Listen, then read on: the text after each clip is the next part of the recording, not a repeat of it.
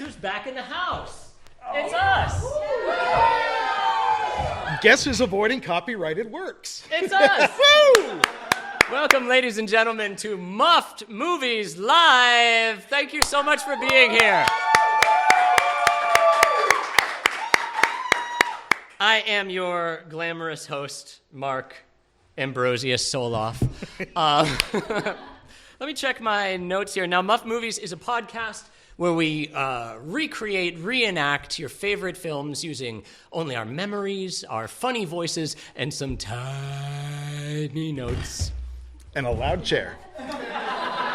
This is Dave Stecco, ladies and gentlemen. Dave and I came up together in the streets, not true. Dave and I, we did improv together like 9 years ago. Yeah. Yeah. All right. Chewy? Hit the hyperdrive. Never actually said by Lando Calrissian, but we like to say it. Dave, are you ready for a space crawl? Damn right I am. All right. Are y'all ready? I wore my Star Wars Arabesh embroidered jacket. And Dave, what does it say translated to English? Shoot first. Yeah, I'm a real loose cannon over here. Okay. Okay. Sorry, ladies, I'm married. Time ticks on apace, O spirit, and I grow weak. So let us begin our tale. Space crawl. The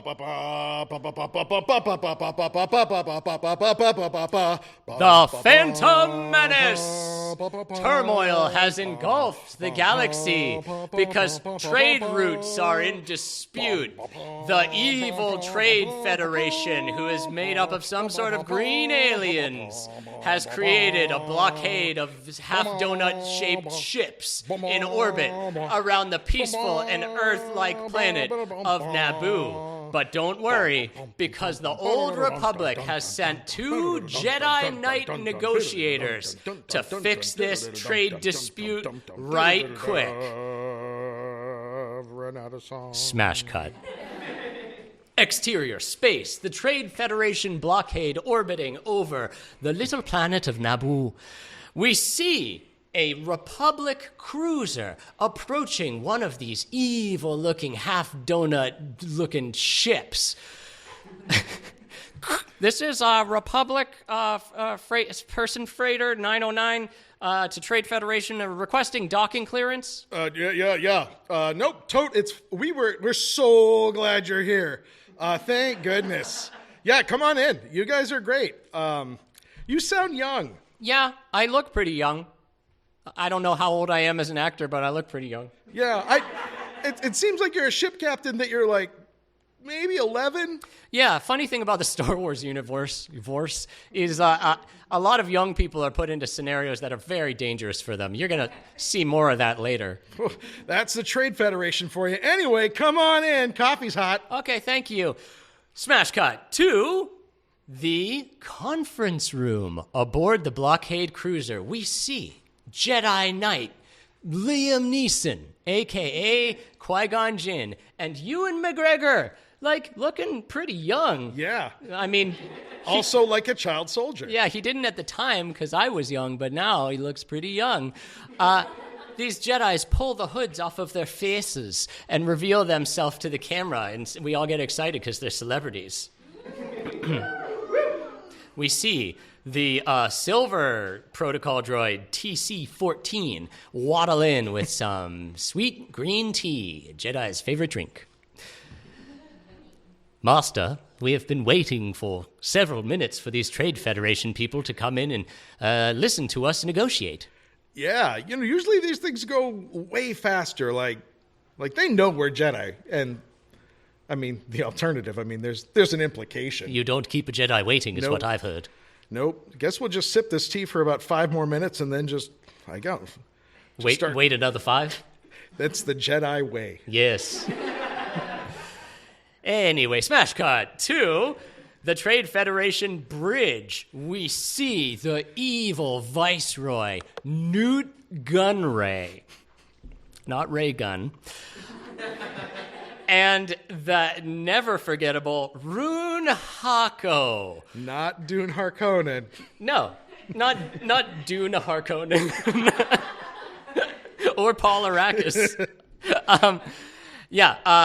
They are on a long-distance call to their best friend, the evil Lord of the Sith, Darth Sidious. Hey, wait a minute. I got an idea. Voice choice. So, I don't know if you guys are sensitive to this, but I feel like Newt Gunray's voice is like this horrible pseudo-Asian amalgamation of just like... Not since Mickey Rooney in Breakfast at Tiffany's has American audiences been treated to such disrespect. Yeah, so I'm not going to do the Newt Gunray voice. I can do the Newt Gunray voice, but I'm not going to do the Newt Gunray voice. It's not a threat. He is not threatening you. He's just letting you know it's possible, but improbable. So who would you rather hear than the traditional voice? Bernie Sanders. Oh, I love you. My Dark Lord, it's me, Newt Gunray. I am a rampant capitalist and imperialist, as you know. I like to squash the little guy, and my evil lord. I've noticed that 2 Jedi have boarded my craft. This was much more than I anticipated. Your plan is foiled, basically, and we'll try again in 4 years. So you let them on the ship? You didn't just blow them up when they were in space? No. So they're on the ship? They are on the ship. In fact, they've infiltrated the ship, you could say. None of us are Jedi. Most of us are very poor fighters. In fact, we're very bad at arguing. Am I turning into Christopher Walken? That's what happens when you get Bernie Sanders scared. Anyway, Lord Sidious, what should we do? Boy, the Jedi, I mean, they're just so unkillable. Kill them. Darth Sidious hangs up. Didn't pay the collect fee for the collect call. Long distance from outer space. I don't even know how collect calls work anymore. Anyway. Do we still have that poison gas button for the conference room? Yes, I will hit it immediately. Perfect. The dioxis gas floods the conference room. Smash cut to the conference room. Master, do you smell gas? Jedi breath! Jedi breath! Go! They activate their force trick of holding their breath. 5 minutes later. Some doopy-looking security droids show up outside the death room and open up that conference room. You think we were seeing Phantom of the Opera at the Pantages Theater because billowing fog rolls out, and riding upon it are that timeless duo of Qui-Gon Jinn and Obi-Wan Kenobi. I thought that you were dead. What's happening? Yeah, for a bunch of computers, they're very slow on the uptake. Yeah. Hilarious stammering, followed by instant Jedi beheading. Whoa! Yes. Qui-Gon Jinn has no compunction about ending the lives of sentient droids, and so they just zorch these droids a port. Which was unnecessary because young Obi-Wan Kenobi proves you can just knock them over. They're just off the board at that point. It's chess rules. Yeah, Qui-Gon's a Luddite, and he hates technology. So they're zorking and they're borking with their little lightsabers out, being boys, when Qui-Gon gets the brilliant idea, the bridge is just across the hall. Let's actually use our lightsaber and cut the bridge doors open like a badass. Meanwhile, the trade delegates are like, you think we just gave you like our top shelf droids off the bat? Those are like our easy level droids. We've got way better roly-poly bowling ball droids. Which is exactly what they're called in the movie. Send out the evil roly-poly bowling droids. They're called droid decas for no reason. It doesn't make sense. It's barely alien in the wording. Anyway, the roly-polies, kill them. Oh no, the Jedi's about to cut through the door. But leave it to old Haxon Baxon? dude. Leave it to old Rune Hacko with a brilliant idea to close the blast doors, which a trade vessel has? I don't know. It's Star Wars. Everything's got to have a blast door. Yeah, they've not got even more allowed to- double doors than Harry Potter. Oh, I got it now. That is a lifted joke from an old episode of Muffed Movies. Wait, you stole humor for that? Yeah, sorry. Much respect. That was a high five for you listeners at home. Okay, so this is really cool. Qui-Gon's trying to melt through the doors with his hot lightsaber, but the blast door just makes it too darn thick. They don't have time, and the roly-poly death droids show up with shield generators. They got force fields around them, pew, pew, pew, pew, pew, pew, pew, and machine gun hands that shoot blaster bolts. Blasters that sound way cooler than any blaster we've ever heard before. Yep, and this is old technology for the Star Wars universe. Yeah. So things like declined technologically. They started to look like models and miniatures after this era. Anyway. Qui-Gon insists that they immediately cheese it for better cover. Good idea, Master. Let's use the super fast Photoshop editing effect Jedi power that no one's ever seen before and we don't make mention of. Deploy slide whistle. They just like zoop, zoop, straight out of there like video game. Motion blur. Smash cut. 2, the hangar. We're going to see a lot of hangars today, folks. That's the theme of the Phantom Menace. And Qui-Gon and Obi-Wan drop out of the air conditioning shaft because HVAC is super important to these slimy Neboidians. And they see, oh no, it's like a whole gigantic army of evil death droids loading themselves into big fold-up action figure carrying case ships. Uh-oh, Master, it seems that they're preparing for an invasion. We'll have to hide aboard their vessels. It's the only thing we can do. And then when we get to the planet, we'll just go from there. Just wing it. We'll just get in the air vents of the planet, I suppose. It's worked so far. Master, you love the air vents. You don't change a prospect just because it's working. We're going to stay with the air vents. All right. Yeah, so they load themselves up uncomfortably next to a bunch of folded up metal droids, each weighing about 300 pounds, I assume, just clanking into them. Ow, ooh, ee, And we smash cut down to the Nebulian forest. We see these evil Trade Federation ships just like Windows 95ing their way down, crushing the deciduous plants and creating a stampede of all these exotic alien animals.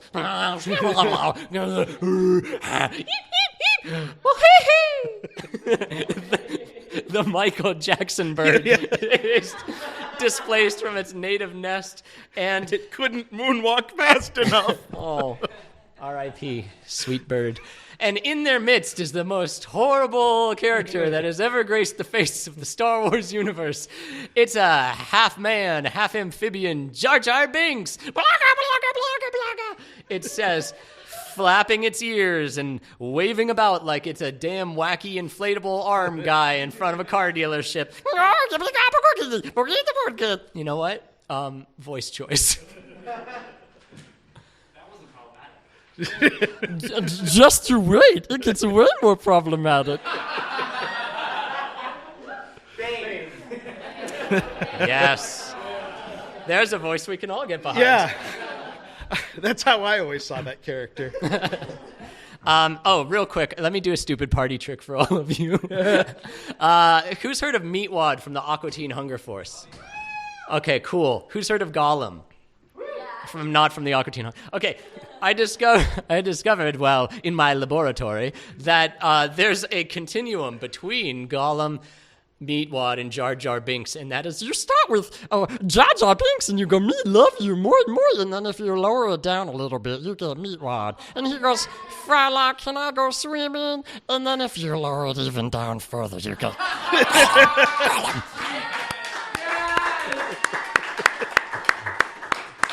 Misa hates you, precious. And that's my party trick. That's the one.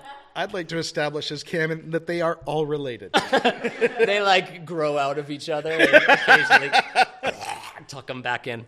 Oh no, it's some sort of evil trade federation. I must flee. So Qui-Gon and young Ben Kenobi, is there a shorter way I can ever say that? Obi Kenobi. Obi. Little Obi. Qui-Gon and little Obi come smashing into him, which then precedes another round of flap slappery. Padoink, Wilhelm screams. Yeah. Then they're all running. And is there anywhere we can hide from the crush machine that's 6 feet behind us right now? Yes, as a matter of fact, I come from an underwater village. But we're going to cut that scene because it's unnecessary to the plot. Smash cut. To the streets of Theed. If you're Weird Al If you're a Weird Al fan, you'll remember Theed is the name of the capital city of Naboo where Queen Amidala lives. But what's this? Uh-oh. The droids have already beat the Jedi there. Queen Amidala, in all of her, bizarre paint and hair and giga glory, is being cruelly marched across the town square by these skinny little droids being jerks. Her entourage, her 7 Padme girls are there, and one Renaissance counselor who's like, It's most irregular. I've never. I shall tell a counselor of this. Master, those people look like they're in charge. We should save them. Quick, let's blast out of this air duct we were hiding in. Misa thinks it's dangerous. Quiet, you. Obi Kenobi, Qui-Gon, and the other blast out onto the streets. They martial arts those droids into submission and free the queen and her entourage. They're quite cosmopolitan. Yeah. A kiss on the hand can be quite continental, says Queen Amidala. Oh my, I've never touched a woman. It's against Jedi policy. Never again. Ouch. Anyway, do you have a hangar that we could go to? Why, yes, we do, says one of the Padmes. Smash cut to the hangar in the Imperial Palace. We've got to get you off this planet, Queen and entourage, because it's too dangerous for you. There's droids still. Let's try to talk to them, shall we? Little Obi, smash! Excuse me, I did someone say negotiations? No, he said smash. Which then proceeds to destroy another entire crew of poor, very sentient robots. I'm a father. Had hopes, dreams. One of them just finished college. The first in my family to go. Snickety snicked goes the hard light, and down goes the robots. Oh no. We've got to make an escape. Do we have any unobtrusive transports off the planet that no one will see? Yes, we do. My most stealthy ship. Oh no. Well, let's take the giant mirror instead.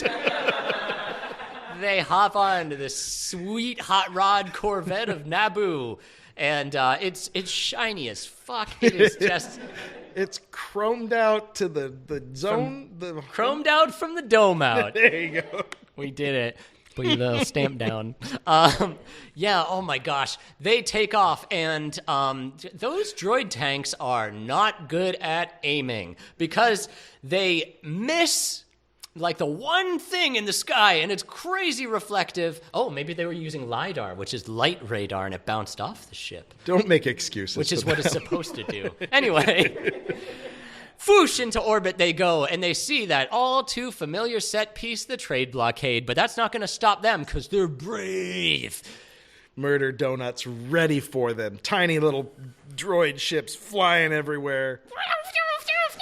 Oh, it's that one sentient battleship from Battlestar Galactica, Scar, and it's hot on their case, and it starts shooting the ass of their plane off. Oh no, Queen Amidala, the ass of the plane is damaged. Do we have anything that can repair it? We've got 5 things that can repair it. We'll send them all. Okay. They're friends. Humans? Nope. Okay, fuck it, let's do it. Oh, hello, boyos. Says Jar Jar Binks in the back room where he's been relegated because no one likes him. You have to go sit with the droid. And what is it? Uh-oh, call back 4 familiar-looking astromech droids. If y'all are new to Star Wars, an astromech droid is the thing that Luke Skywalker plugs into the butt of his ship so that it can have a computer in it. Anyway, and we recognize one of them's R2-D2 and 3 Expendables. They all use their magnet roller skate hooves and go out onto the hull, the outer hull of the ship, and start just like putting out their little peckers and zapping the damage. Meanwhile, at the front of the ship, Queen Amidala, who's known these droids her whole life, said, it's okay. We've got R2-D2 and R5-D4. They've raised her. She was isolated a lot. There's JP75. Jake Gyllenhaal. And these are new droids we're going to get to know for the rest of this trilogy. Yeah, they're going to be in the Star Wars series droids. Bolt laser smash. Oh no! R5. Woo! D1. 747. Oh no, the last one left is our old pal, the hero droid R2-D2, who knows what it's doing. And is swearing horribly the whole time, but we don't know what he's saying. I do have power. I need to reroute it. Dude. Is that offensive? I think if you translate it, maybe he'd talk like Gollum. Yeah. Hateful princesses makes me go out on the ship. Makes me repairs. That's more your area. But fortunately for all of us, R2-D2 reroutes the power coupling, which is kind of a theme in this. If you need to fix something, just take the one wire out and plug it into a different hole, like you're an old-timey switchboard operator, which I assume is what George Lucas thinks is like electronic repair. Yeah. Oh, lights are green. My queen, the shields are back, and we have the hyperdrive. All right. Well, punch it, you fool, says Obi, and they punch it. They go into light speed, and Neimoidians and the woes of the planet all just wash off them like an Herbal Essences shampoo commercial. You remember those? Those are good. Yeah. Pretty good. My queen, says the pilot. We have 2 options. We can go to Puffy Planet, which is soft. Everybody is very law-abiding. No one's allowed to have guns. But it is controlled by the Trade Federation. And then just to the left of that is Tatooine. It's a desert planet. It's ruled by the Hutt cartel, which are like bloodthirsty gangster slugs. They just murder everybody. Doesn't he have that giant thing? Oh, yeah, the Rancor beast. Oh, yeah. I always forget the name of that. Oh, yeah, we all know about the Rancor beast. So it's Puffy Planet. Stop everything, says Liam Neeson, putting his hand firmly on Queen Amidala's head like a big stern jerk. We're going to Tatooine because the Trade Federation won't be looking for us there, and I love gangs. Oh no, my skin's going to dry out. I'm an amphibian. Said Jar Jar in a closet now devoid of droids where there's no one to hear him. He's just been eavesdropping through the comm link. If I only could make a deal with God. Apropos of nothing. Smash cut. 2, Mos Espa. It's not Mos Eisley. Sorry, nerds. It's Mos Espa. It's where everyone who gets enough money can afford to live. Yeah. It's a Moss above. Mos Espa High School rules. Yeah, so it's like, these adobe huts and sand for a road and like all sorts of weirdo aliens and freakazoids and gonk droids and various dewbacks and other action figures.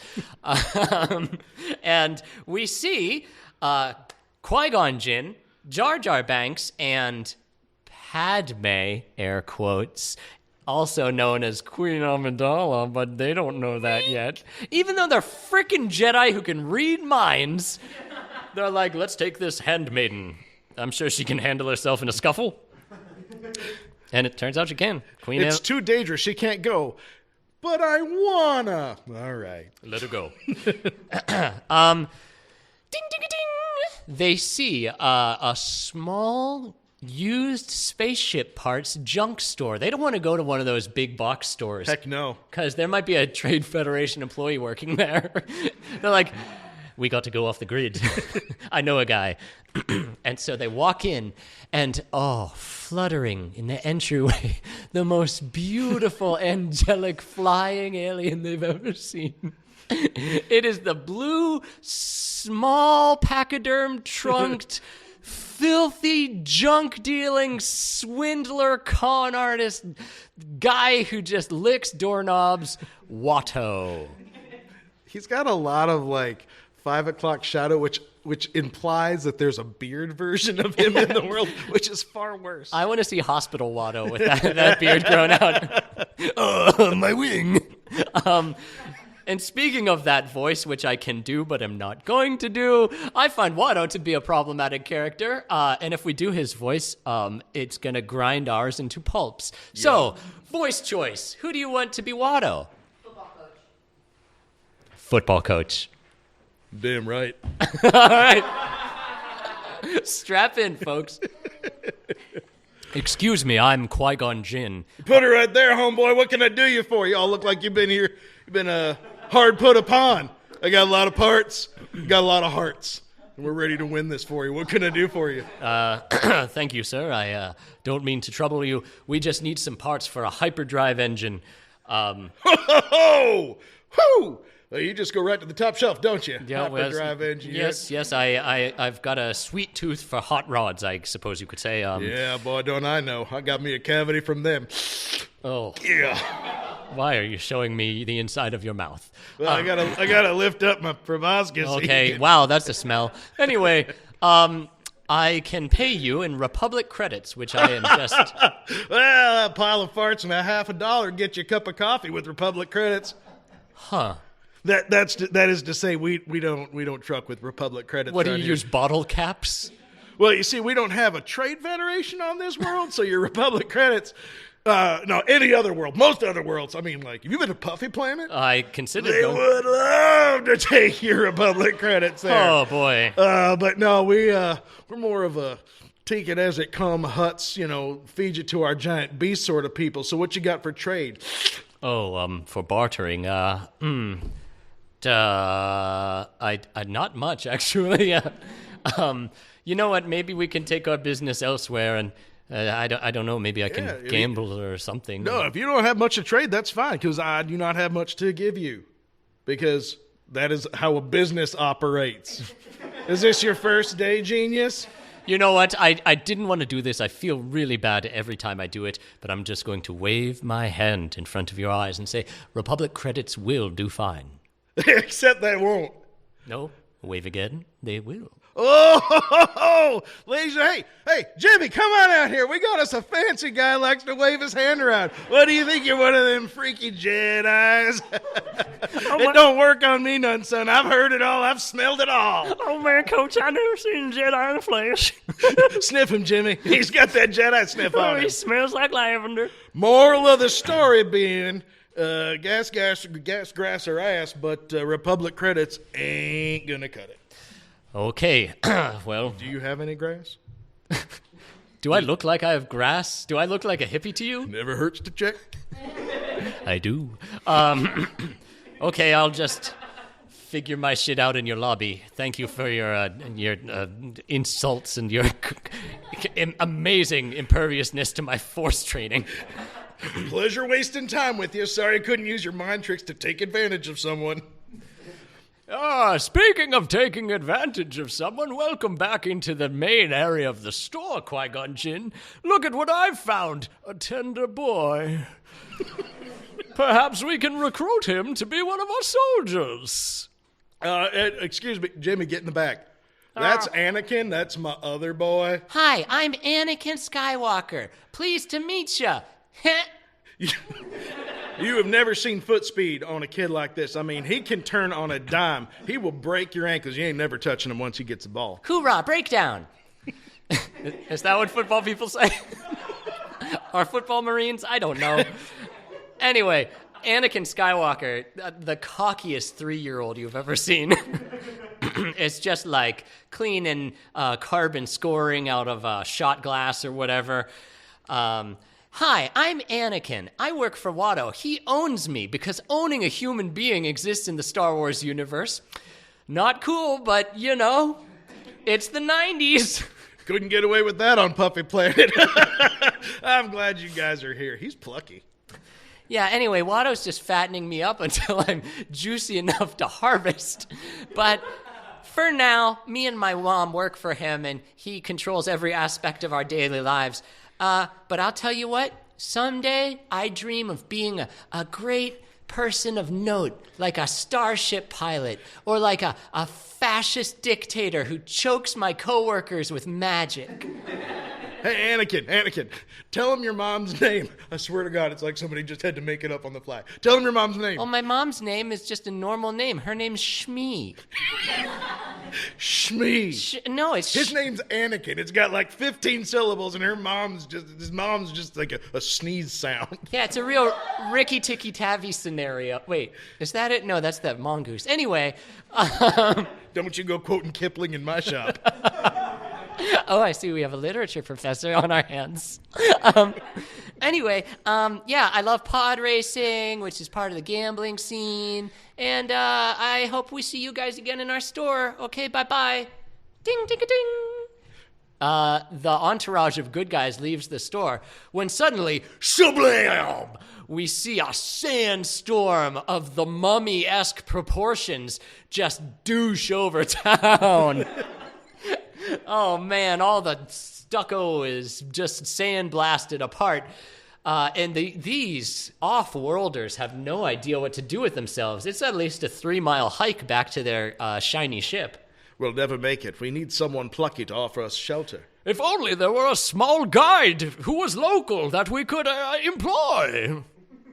Oh, Anakin! Anakin pops his 2-year-old head out of the window. Hey, there's a sandstorm, and when that happens, the great Shai-Hulud will surface and rend us all asunder.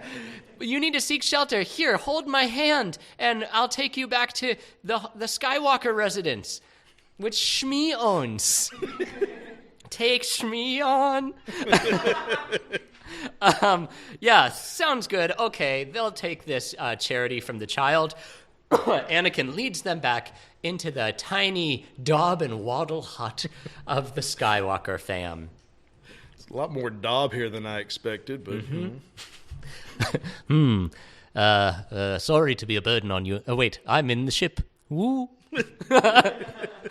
Qui-Gon Jinn and Co. enter behind Anakin, totally freaking out Shmee because this is a crime planet, and like a grown man, a crazy-looking alien, and a handmaiden who can handle herself in a knife fight come in behind their son. I offered them help. And dinner, even though we're both slaves. We've got extra, right? I guess I'll scrape some more off the ground. Fade wipe, too, dinner.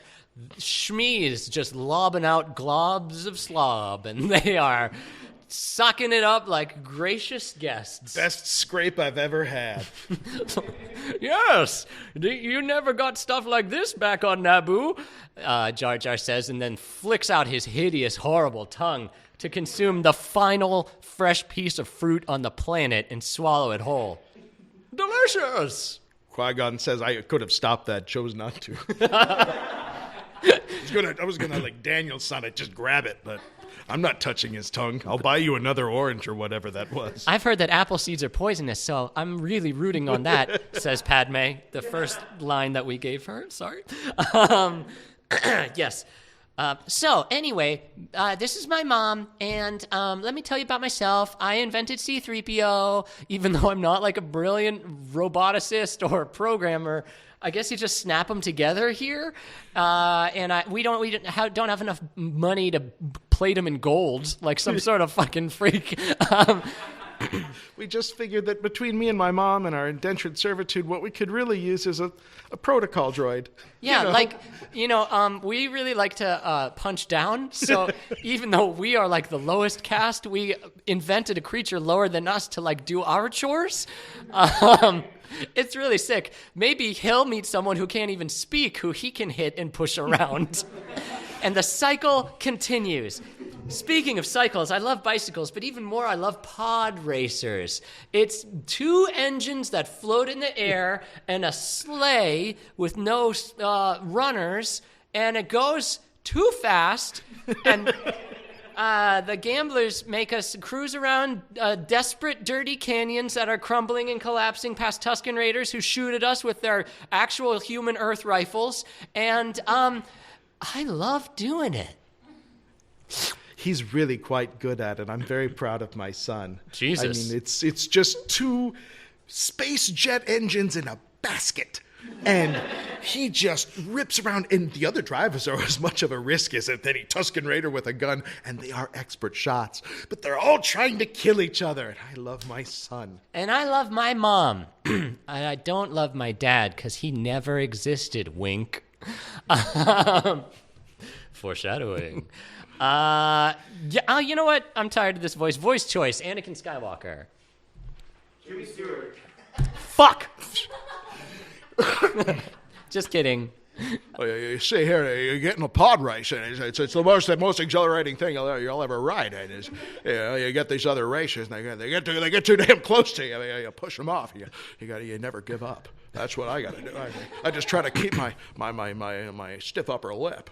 That's what I do. Well, that's very brave of you, Anakin, says Qui-Gon Jinn. Noticing the time, he extracts a sample of Anakin's blood, processes it, looks at how it's spiked to the midichlorian level, which is force isopods that exist in all of us. Holy shit, this kid is like Jesus Christ. I gotta take this guy under my wing somehow. Mom, I met this fella today down in the shop. He needs some of my blood. Turns out I'm something special.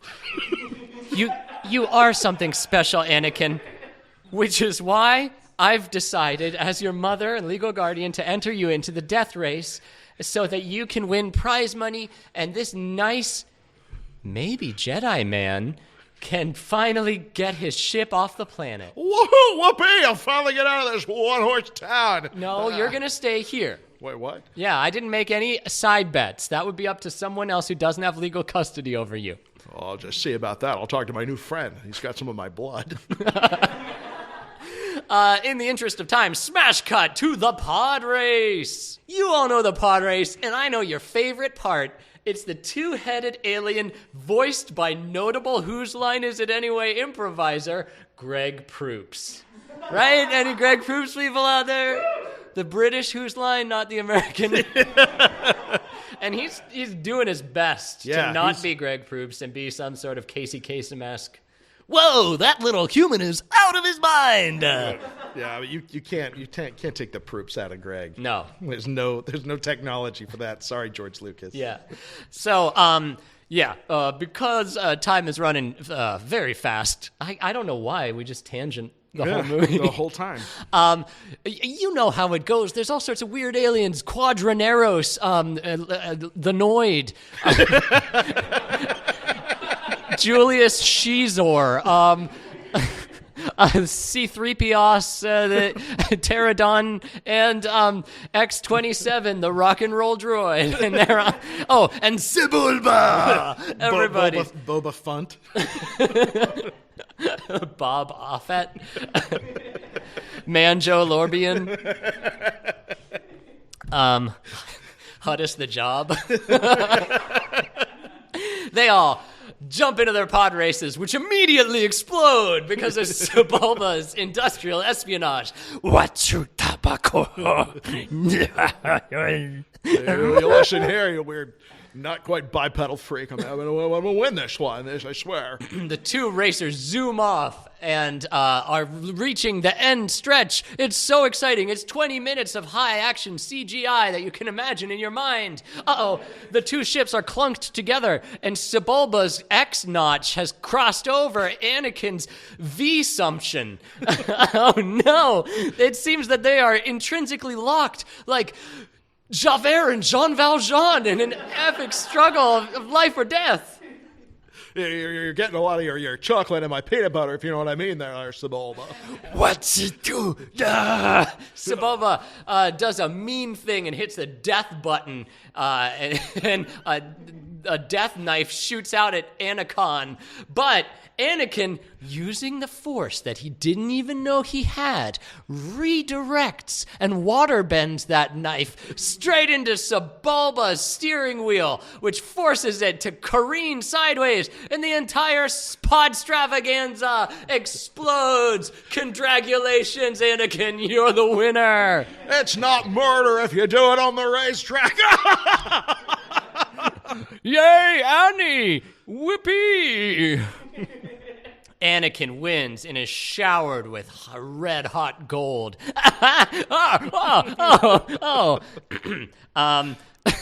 Just then, Qui-Gon Jinn grabs Watto by his snout. Hey, remember the time I told you that if this kid wins, I get to take him with me? Yeah, it was a fair deal. It was a good game out there. Everybody had a lot of hustle, but you got this one. I think it was bullshit. I think that the refs were in your pocket, but man of my word, on account of you being bigger than me and all. Yeah, I'm goddamn right. I'm bigger than you. Qui-Gon starts to twist the nose. That stings. Take him. You just get the hell out of here. All right. Qui-Gon leaves with his pocket full of weighted chance cubes because they don't have die. They have ships. They don't have die. Yes. It's a six-sided coin, really. A six-sided coin. Because it's just blue and red. It's just, there's only two outcomes on. Wow. And this is why we run long.